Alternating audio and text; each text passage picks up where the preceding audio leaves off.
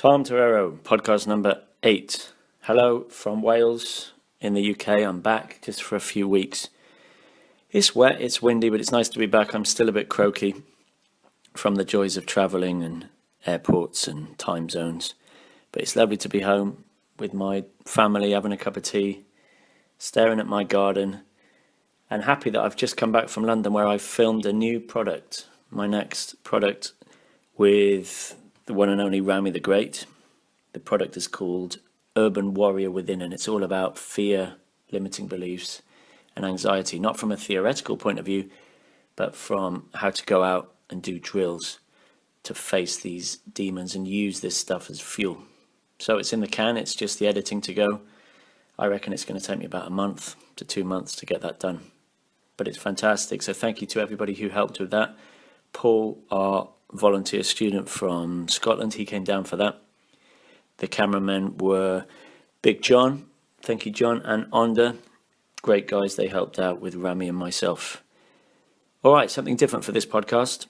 Rather than me just ranting on or choosing a topic myself, last night on Facebook, on my Tom Torero Facebook, I opened the floor for questions. And I thought I'd get a few, but I woke up this morning and I've got 34 questions to go through.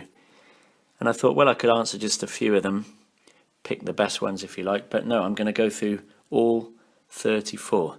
A lot of them repeat themselves, so we'll skim over some. Some of them are funny, some of them are bizarre, some of them are very in-depth. A lot of them, I have to say, I have answered many times in written form or on different podcasts or YouTube videos. The best place for summaries of all these questions is my first book, really, which is Day Game, and my second book, Torero Travels. Day Game's got all the technical stuff about how Day Game works, how I got into it, my backstory, all the little techniques and drills and things you can do. It's pretty techy, and they're interwoven with the lay reports. The Torero Travels one is more about different countries and how girls compare, how you can day game abroad, passive income, remote working, etc. But we shall dive in, and let's start with the first question from a guy called Alan, and he said, how did I start coaching and when did I realize that I had enough knowledge to do it? Well, Alan, I've done a podcast on this about how to become a day game coach, and I've just told my story in the video I put up yesterday called Day Game as Therapy. But essentially, I never wanted to be a day game coach. I was a primary school teacher, and I only started coaching when guys approached me. It was never something I set out to do, and I did it for free at first. So I'd advise you to do that. Approach coaching, teaching your friends. Then slowly I started to charge, I think, a tenner. And I would only really teach this professionally if you've got between, I always say, 12 and 24 day game lays under your belt, literally.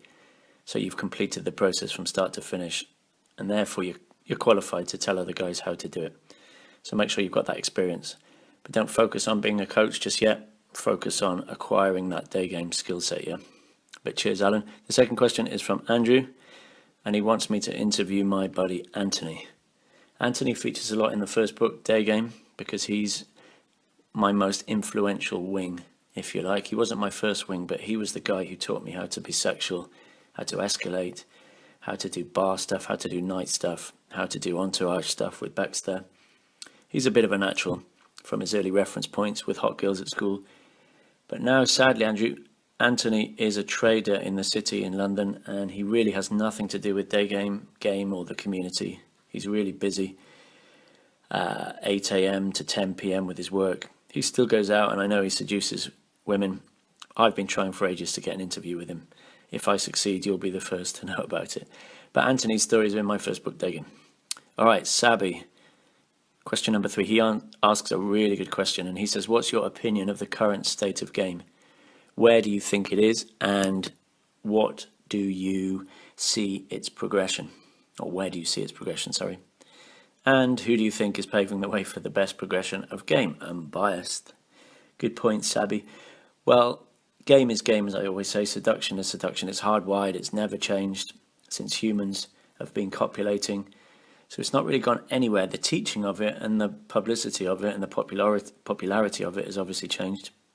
And you might have noticed in the last few years, certainly, the backlash against pickup and guys talking about natural game and being themselves and kind of bashing the pickup scene and the game scene. But there's been a reaction to that, gladly, recently, where people are acknowledging what game principles are. It's come full circle. People are realizing where it came from. I always like to talk about where game principles came from, first of all, or when they were at least written down by people like Mystery. So it's really important not to try and deny game as a kind of a marketing trick to say, you don't need any of that, just come on my course because I'll be natural. When in fact, as we know, all the same stuff is still being taught. So I would say it's in a very healthy place at the moment because we've moved, beyond techniques and drills, but they're still very, very important for a beginner. So don't underestimate the importance of having something to say, knowing what you're doing, knowing where you are,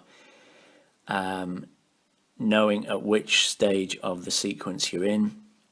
There's nothing wrong with that. That's what all beginners do. We say get the skill through structure and then get the mastery through abandoning the structure. But that takes at least 3, 4, 5 years. So don't feel guilty about learning core game principles. But guys are putting this into a wider context of lifestyle and travel and health, and that's all good. But still don't forget where game came from. And who am I enjoying, you could say? Who's progressing the game nicely? Well, up there, as everybody knows, is always RSD, Real Social Dynamics, because they've progressed as the game community has progressed in the last 10, 15 years. And Tyler Owen is obviously the spokesperson, the charismatic leader of that, and he's fantastic. I love his energy, I love his passion, I love his skill. I love the way they prove stuff with video in fields. It's a bit flashy, yep, it's in the night, yep, the girls are drunk, yep, it's same day lays. You can fire lots of criticism at them, and the only one I do is about them for a while turning against the roots of pickup and calling their game natural. When if you actually look at what RSD, it's very technical and it's very classic game. But you can't deny the skill of their instructors. Of course, Tyler, he's very eloquent and I love his rants and I love his philosophies. But I'd advise you to go and see their in-field stuff, not just the clips, but go and see it. People who are underestimated, like Todd, very slick, very minimal, very charming, very effortless, not flashy and jackass and alpha, but very gentleman-like. I love Todd. But any RSD event is very well thought out, technical and solid, very solid game. In Britain, I've just had a look at a few of the new videos by the guys at Street Attraction, especially Richard from Street Attraction. That's really nice day game skill, building on the London day game model, which I've been publicising. But they're pushing the boat like the RSD guys, so things are becoming faster, things are becoming more sexual, what I'm happy about, moving from like just boyfriend, nice guy game to lover game. And you can do it in the day. Another guy, a few of his videos I like, he's called Willie Beck, I think he's from Canada. He reminds me of my good buddy Dave Diggler, where you're taking day game and you're just doing it in lover mode, you're pushing it hard.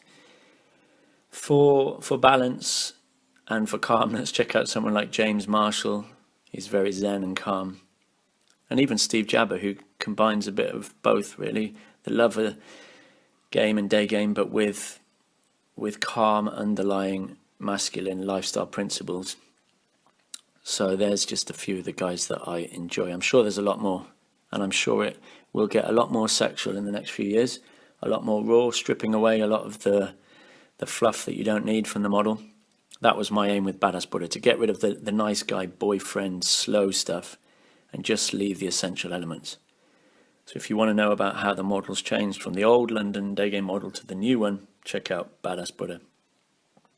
All right, Roberto asks 3 questions, the cheeky bastard, because 3 is the magic number, as my grandmother used to say. He says, do you keep long gaming cool girls you're already hooked up with, because you might find their personalities refreshing? And if so, have you gotten into mini relationships? Well, you don't really need to game a girl who you've already slept with. because you've completed the sequence. But you do need to keep her on the radar. You do need to keep spinning the plates. You do need to keep teasing her, get her chasing you, just subtly, just quietly. And I do that with girls I like through Skype calls usually. After I've slept with a girl, I'll just chat to her on Skype or Skype video and do other things on Skype video. And then, yeah, last year I was seeing 2 or 3 regular girls. This year I've only had 1 girl that I'm seeing.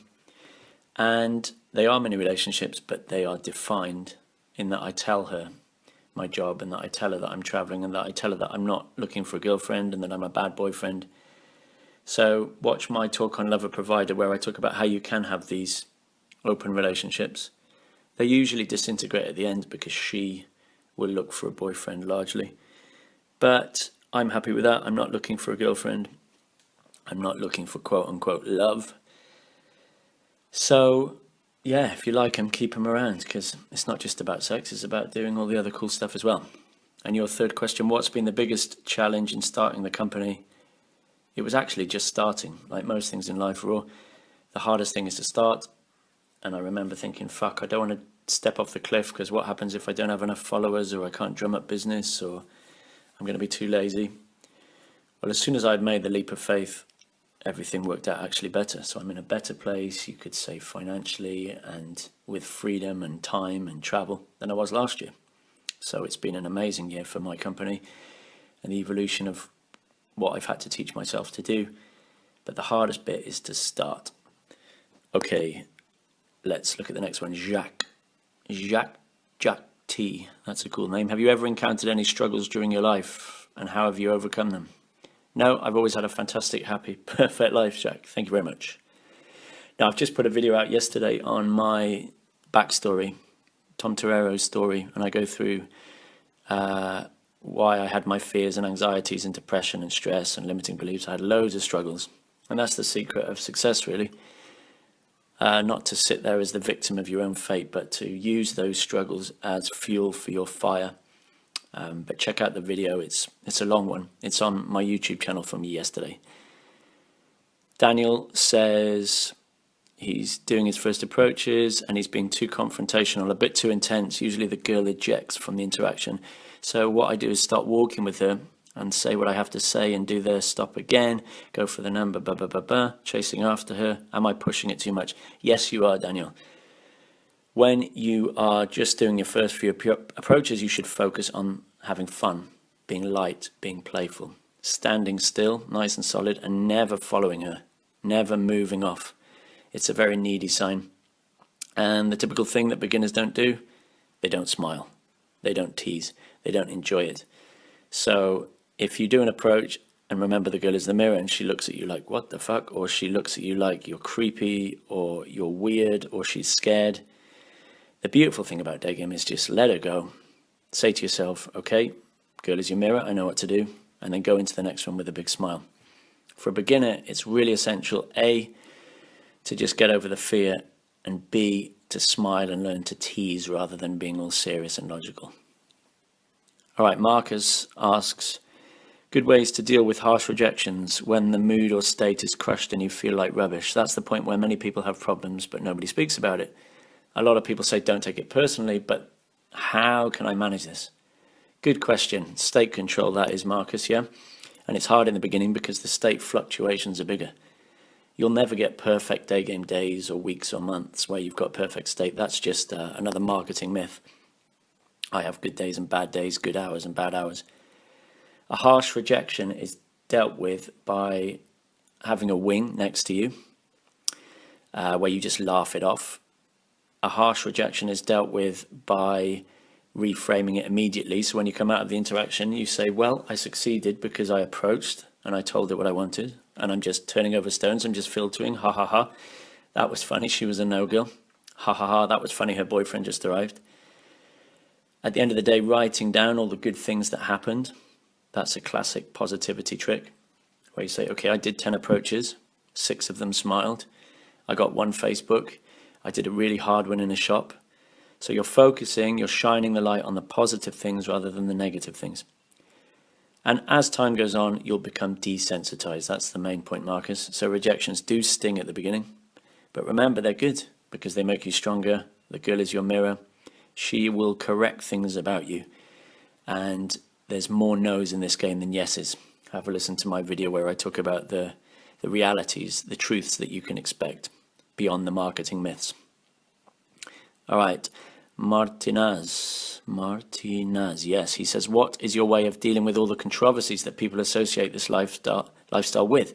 Being creepy, taking advantage of women and all that crap. Okay, this answer is counterintuitive. All right, it's a bit like when girls find out what I do or they read my first book day game and they freak out. Now, do you think that would make them more attracted to me or less attracted?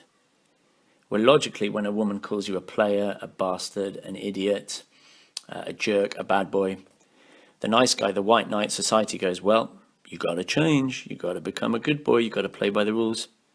But we know, secretly and weirdly, it's an aphrodisiac. Women love the jerk, the bad boy, the arsehole, the player. So I'm sure after Paul Janka was on that interview you referenced, the Dr. Phil show, his lay count went up massively with girls calling him an idiot, a bastard, a player, and then jumping into bed with him. So embrace it. You can't be half a gangster, all right? And it's a classic white knight fallacy to think you can do day game, but you can do it as a white knight. That's where the natural game movement comes from. They're guys that don't really want to embrace the pickup scene. They don't want to call themselves pickup artists or players. They don't want to admit they like sex. They don't want to admit they're men. And they want to kind of make it woolly self-development and life coaching to hide the fact that they really want to fuck girls. I never hid it. I told my family. I told people I worked with. My mum has read that first book and the second book. And I always say, let your actions do the talking for you. So when people saw that I was earning money from it, that I was happier, that I was healthier, that I was traveling, that I had all these cute, hot girlfriends, people soon stopped those criticisms. And guys that are criticizing you, it always comes from a place of jealousy or white knightism, when we know as guys we'd all like to sleep with young hot girls and travel, but a good way to pretend you don't is to side with Team Woman and say, you know, it's disgusting, this pickup thing, it's disgusting, this game thing.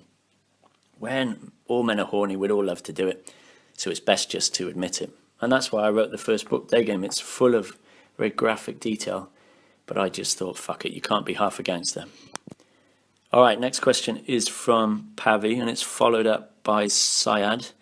And I know those two gentlemen, they're very nice day gamers, very dapper, I should say. They're not nice guys, they're suave and they're experienced. They're London day gamers. And they both asked the same question. Does race affect your SMV, your sexual market value? It's a very legit question, and a question that's ignored. I know there's a coach in California, I think he's called Asian Playboy, and he just takes on clients that are Asian. If I'm right, forgive me, gentlemen, if I'm wrong about this, but Pavi and Syed are both Indian or something very similar. And so it's a very legitimate question. Does race affect your SMV? Well, in my SMV talk in a show I put out yesterday called Sexual Economics, I talk about how race is one of the ascribed things that's part of SMV. We're born with it, like our looks and our height and our IQ. And there's no denying that some girls go for certain races. But the key thing about SMV is that it's relative. So maybe a certain nationality would find your race to be a hindrance, but another nationality of girls would find your race to be a massive help. So SMV is fluid and you can move it. That's the principle of arbitrage and amplifying SMV by moving to a different marketplace. Yeah, if you don't succeed in one place, well, you might be massively popular in another. It's like a musician who doesn't make it in one country, but is massively popular in another country. And the cool thing about London is that you can experiment with this. I used to think that black girls wouldn't like me. So for a week I went out and I spoke to black girls and I discovered they really like nerdy white guys hitting on them because it's so rare. So I would suggest for you guys to experiment with different nationalities, you know, Scandinavians, Mediterranean girls, American girls, try Asian girls, try Russian girls, and see where you get the biggest hit rate in terms of numbers to texts, to dates, to kisses, to lays, whatever. Sure, you can travel to other places as well. But here's the second biggest message. Here's the good news. That even though race is part of SMV, like height or looks, thank God, as well as the ascribed stuff and the external stuff that you can get, which is the money and the status, we've got all those behavioral things that we can fine-tune and amplify. And that's what I rely on. Charisma, charm, social intelligence, wit, leading, escalating, dominating. They're all massively attractive and they amplify your SMV to get you laid. So, I'm not a good-looking guy, but I use other SMV things. There you go. David Rydan, he says, do you think your current lifestyle is sustainable long-term, or do you see yourself heading in a different direction? I get this question a lot. Guys email me and say, dear Tom, are you going to settle down? Are you going to stop being a player? Are you going to do something more normal? And again, I slightly think that's coming from the white knight mindset of a subtle criticism, if you like. I'm not saying David is, but it's guys saying, come on, Tom, play by the rules, be a bit more normal. Just get one girl and a couple of kids. And then I think it makes that guy feel better about himself. Whereas the truth is, I have unplugged. I do believe Casanova was right all those hundreds of years ago. Life really has no wider meaning in that you have to create your own meaning. You have to create your own happiness. And mine is traveling. Mine is adventure. Mine is, of course, young hot girls. Mine is now making films and writing books and teaching guys this stuff. It's my passion. It's my flow. So I'd be silly to just take up windsurfing now or stop doing what I'm doing. Who knows? That's not to say I might settle somewhere for a little bit or find a partner for a little bit or take up a new hobby to find flow. But right now, I cannot complain. I love what I'm doing. And that's the most important thing in life, yeah? To love what you're doing, to be passionate about what you're doing. Okay, Narsej and another guy later, he asks about the lifestyle, the remote working, the traveling and the day game. He's searching for a way to generate some passive income. What do you suggest? He says, I'd like to hear more about your version of the Tim Ferriss 4-Hour Workweek. Well, first of all, to anyone who's not read the 4-Hour Workweek by Tim Ferriss, read it. It's a bit outdated and it doesn't talk about day game, but it's very good for talking about remote working and passive income. You just need to Google passive income sources or remote working. There's tons of stuff, obviously, on internet marketing. So working from your laptop, buying and selling stuff, becoming a trader, becoming a poker player online, teaching English online. I've got a good friend who does English lessons online all over the world, or teaching any language for that matter.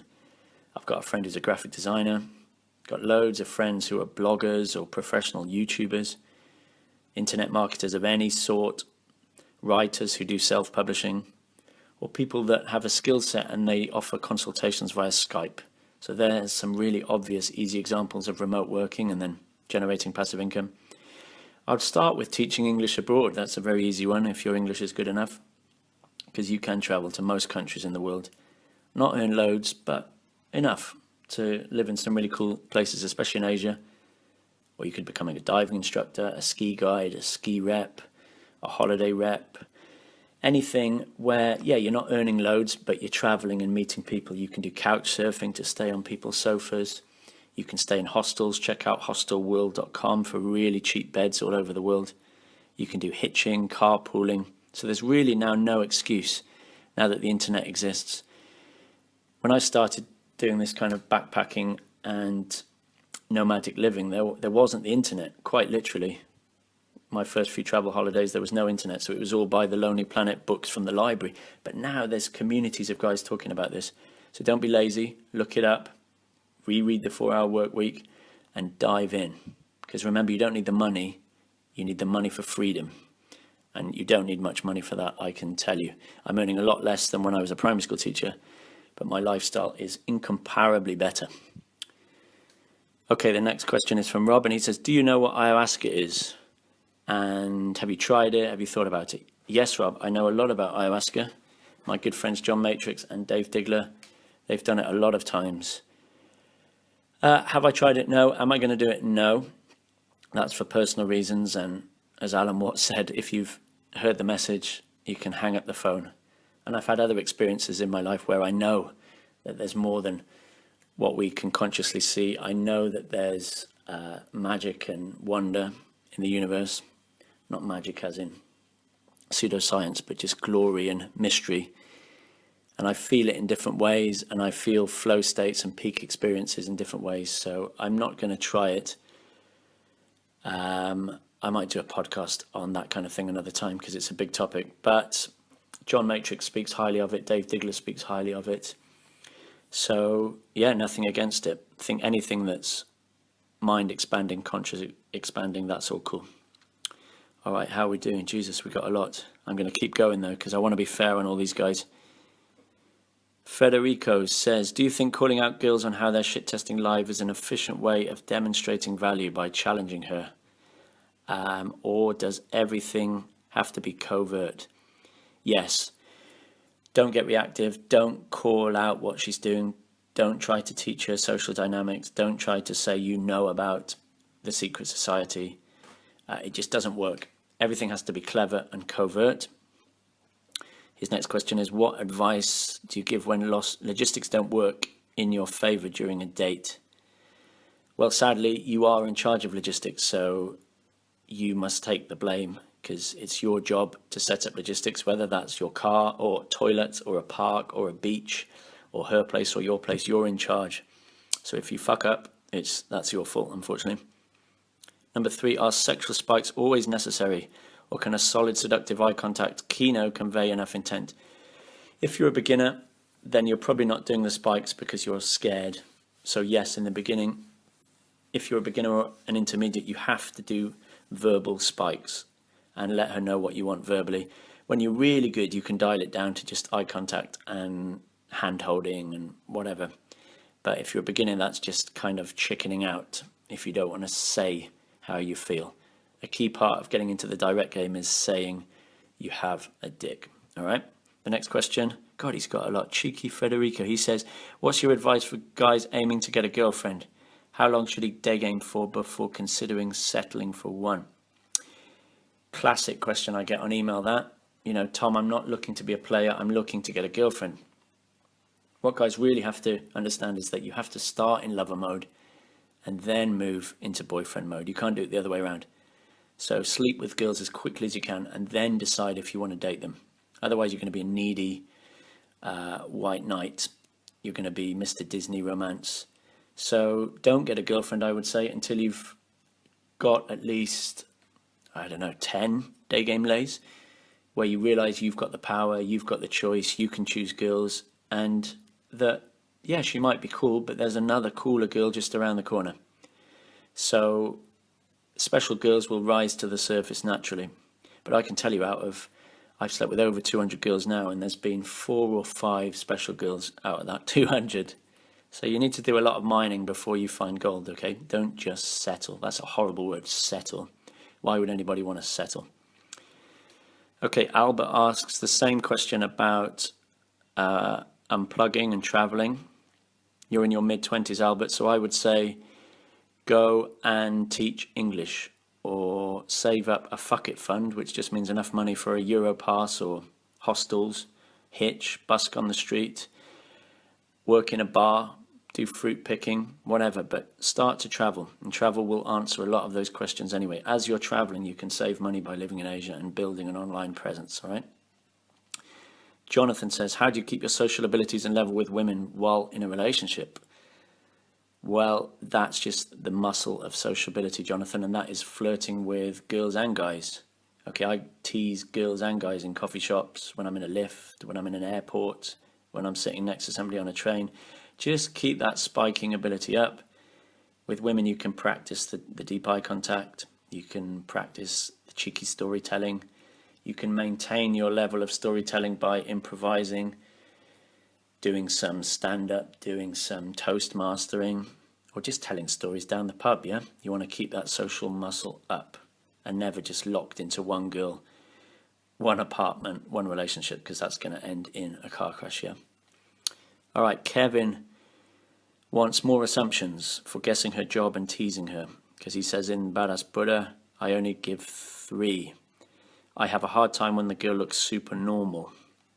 All right, Kevin, a common question again. Guys want lines. Nothing wrong with that if you're a beginner. So that's why I wrote my PDF guide, or Kindle guide rather, through Amazon called How to Flirt with Girls, where I give over 200 teases. So first of all, I'd get that and learn a few every time you go out. The assumptions are based on saying what you see. The golden day game rule, say what you see, okay? The classic one, is to tease her about her geography. The one in Badass Buddha and How to Flirt with Girls is comparing her to an animal. My biggest frame is just accusing her, like you're the father, you're the big brother, and she's a very naughty girl. So the accusing frame is fantastic to improvise around. Or, like I say in Badass Buddha, her vibe. So she's too dreamy, or she's creative, or she's on a mission. But I don't want you becoming the robot that happened a few years ago when people were just copying the YouTube structure of those day game videos and being lazy, not working that social improvisational muscle. That's the key part of day game. That's make or break. After you've given the compliment, to be flirty and fun. And I know it's all very well for me to say, just be flirty and fun. But for a beginner, you need structure. I used to have them on a piece of paper in my back pocket. 3 or 4 teases that I'd use every single time.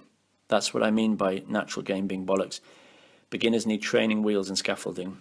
And that's why I wrote the book, How to Flirt with Girls. It's only £2 or something, or £3. So it's worth getting that. Hope that answers your question.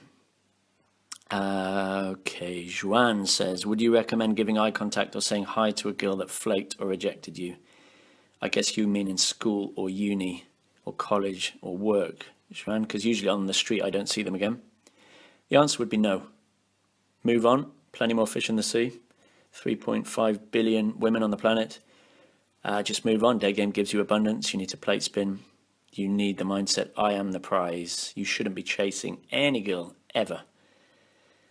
All right, Bricks says he's short, he's under 5'5", and he's always wanted to do day game with the R selected. That's the lover vibe. Do you have any tips on how to evoke this? Okay, you're short. That's the ascribed part of the SMV. That's not going to change. Yeah, you can add the insole, or you can wear boots with a Cuban heel. Get you up to beyond 5'5", because height does make a difference aesthetically to your SMV.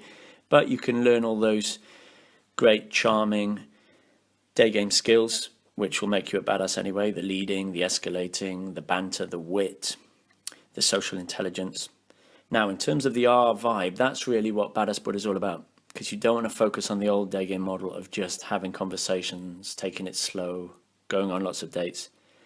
Being the bad boy, being the player is what all these new street day game videos kind of are pushing towards. Like I said in the beginning when I was talking about RSD and Dave Diggler and Steve Jabber and all that, we're talking about how fast you escalate, what clothes you wear, what you promise her, how you treat her, that you're being anti-provider, you're not showing off your money, your job, or your car. And the general vibe is you can walk away because you have many options. So you don't really need to say anything. Girls can smell it. Fashion's a big one. You can dress more like a badass. You can spike a lot more. But just by escalating fast, girls get the idea that you are a player. So I'd give that a go to get out of the friend box, yeah? But there's nothing wrong if you're a beginner going through this stage of learning conversation, learning dating, being a bit nice, and then you can make it a bit more badass, all right? James Walker gives me a statement rather than a question. I like his conversation ninja skills. James just says, kangaroos have 3 vaginas. Thank you very much, James. I'm just envisaging kangaroo porn being amazing. Maybe you can send me some links. All right, Social Kenny says, have you ever picked up any black girls? Just curious, even for the heck of it. And I touched on that, Kenny, just a few minutes ago. Yes, I have.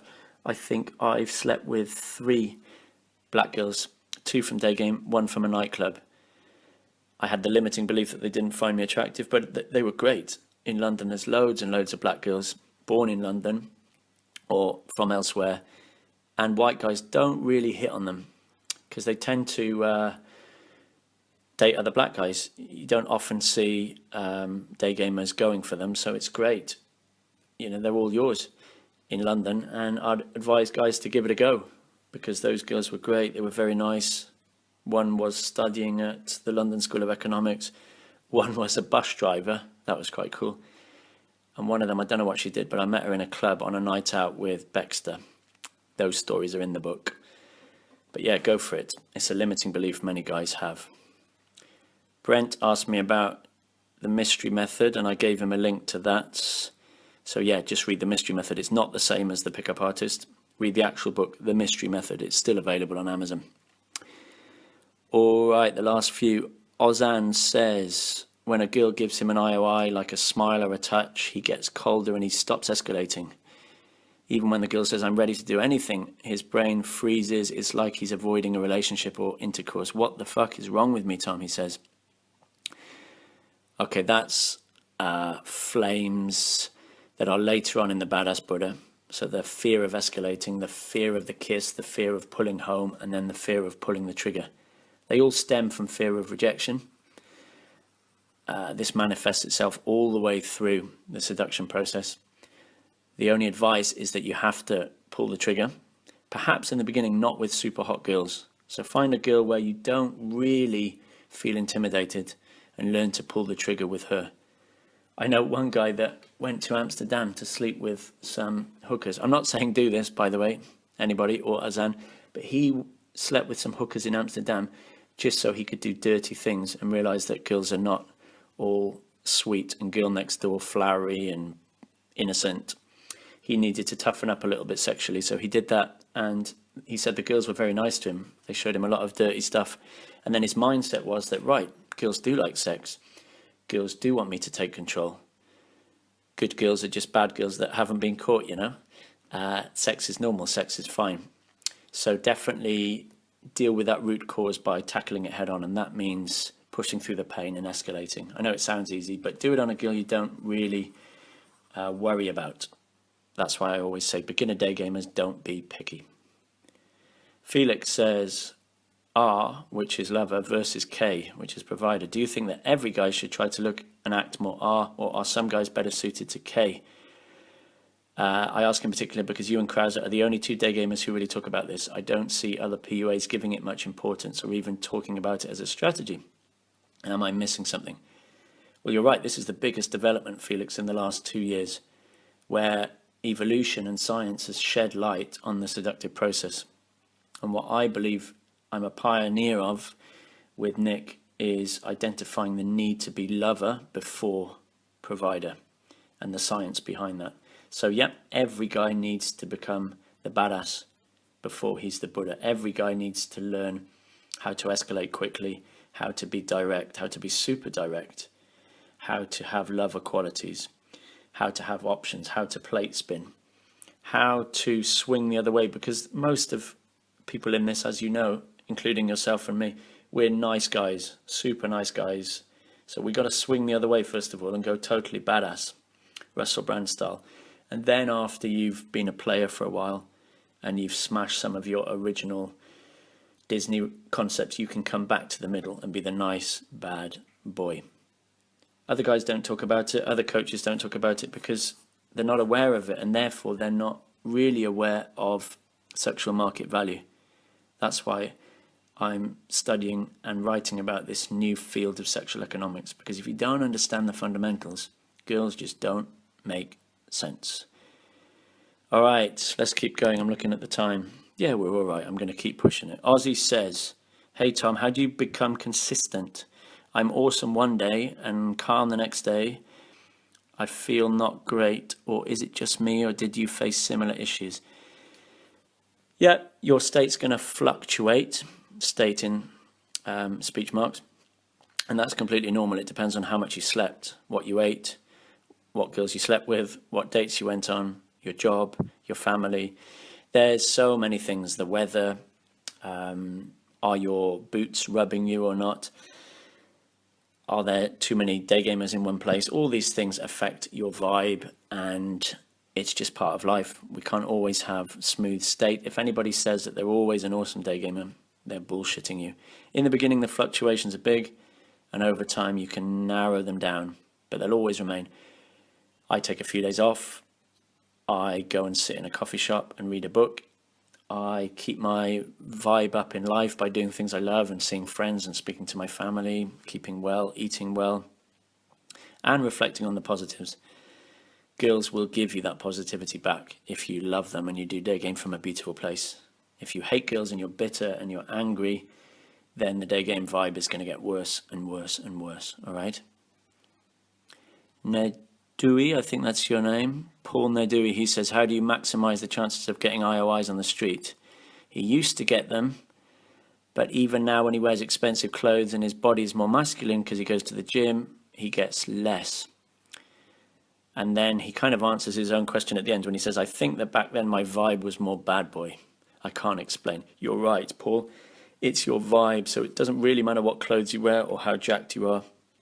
Anyone can learn to walk down the street. I call it the red carpet walk, where shoulders back, chin up, sparkling eyes, cheeky sexual smile, and winking or giving little glances to girls coming the other way.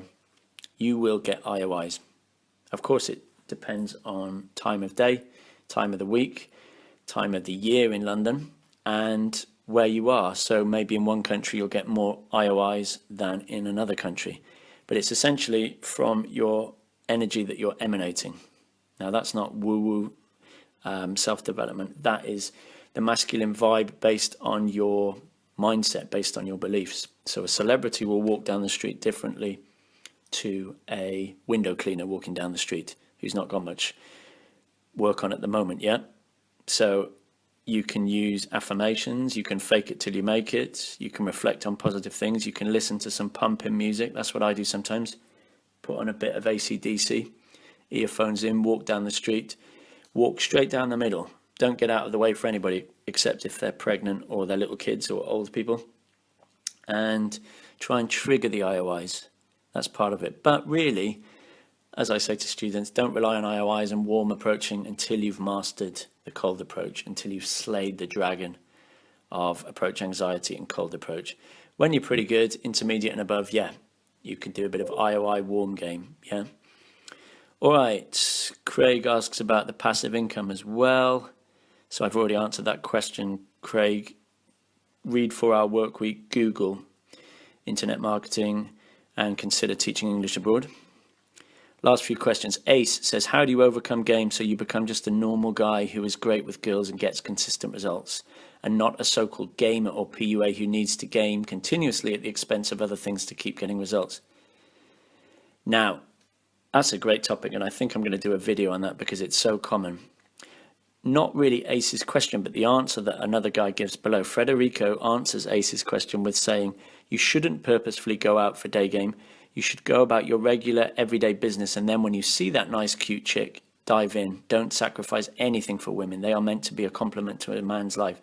If you go out and get good at hitting on girls, you'll put an unhealthy pressure on yourself and feel bad if they reject you. I'm sorry, Federico, but that is wrong. That is a weasel, or rather a meta weasel, a very clever way that your brains conjured up to say to you, Federico, don't approach. Pick up is creepy, pick up is wrong, day game is wrong. There's loads of guys writing blog articles and making videos saying the very same thing. You don't need to immerse yourself in this skill set. It's weird. Girls should come to you. You should never chase girls. Well, the harsh reality, Ace, is that you need a period of immersion in your life. For me, it was 6 to 12 months where all I did was chase girls. Because to get good at any skill set, you need to put in those thousands of hours, okay? And yeah, I was thirsty. I wasn't outcome dependent. That's another PUA myth. In the beginning, you've got to be very outcome dependent, not outcome independent, in that you've got your eye on the prize. You're like a hungry dog. You're chasing it. It's good because you're so focused, your skill's going to improve. You're so desperate, your skill's going to improve. Put a horny guy next to a guy who just doesn't care about women. Which one's going to do better, you know? Put a guy who says, I'm going to get laid tonight, next to a guy who says, girls can come to me if they want. Who's going to get laid tonight? So for a while, you do need to learn the skill set. And for most guys, I've seen that's between 1 and 2 years. And then you can start to ease off. And when you're in Sainsbury's or in the lift at work, it will just happen. But until you've slayed the beast of AA and used fear as fuel, forget about it. It's just a myth. So sorry, Federico.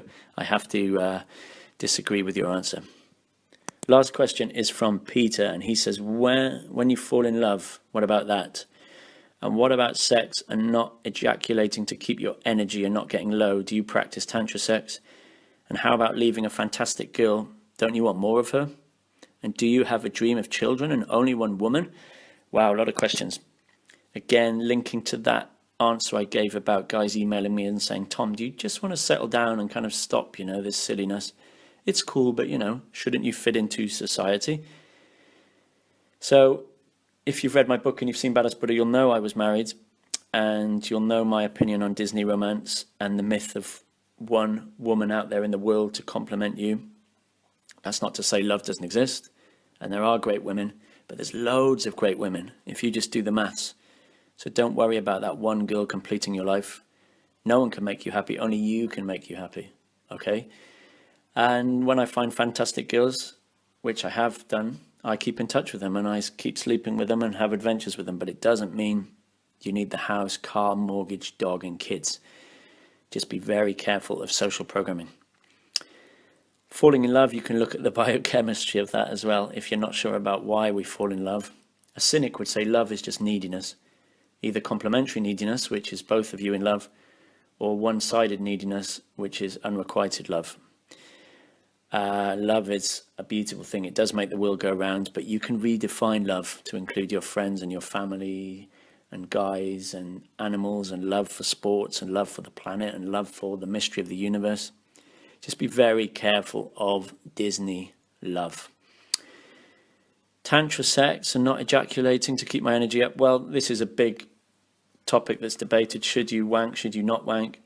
I find wanking actually makes me hornier. And loads of my mates say that as well. Some guys, they find that masturbating just drains them of energy, so they don't do it. But for me, it's never been a problem. I love doing it. Not always to porn, but it does raise my energy. And if I didn't do it, I'd just go crazy, I think, because I'm a horny motherfucker anyway.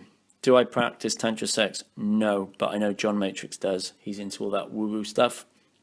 I just like sex for what it is. Fun, dirtiness, connection, Sunday morning sex with breakfast in bed, all that stuff. I love sex, and I should do a podcast on sex and why I think it's just a meta representation, expression, metaphor of the Big Bang. So why the whole meaning of life is the orgasm. That's a topic for another time. I'm coming up to 50 minutes now on this podcast, so I'm going to leave it there. That was good. Apologies if I skimmed over some questions, but I wanted to be fair and answer everybody's. I'm going to do one of these every single month. And the better questions, the questions that I think can go somewhere, and the questions that I get a lot, I might put into video format to answer them once and for all, because it's interesting how the same topics crop up again and again and again. And at the moment, it seems to be all this stuff about unplugging from the matrix and passive income. Guys are more interested than that than in the day game, which is a cool evolution in itself. All right, guys, that was it. Check out the link below, which takes you to my books, Day Game and Torero Travels. And if you want more of the spiking and the teasing, go on Amazon and search for me and my book, How to Flirt with Girls. Until next time, ta-da.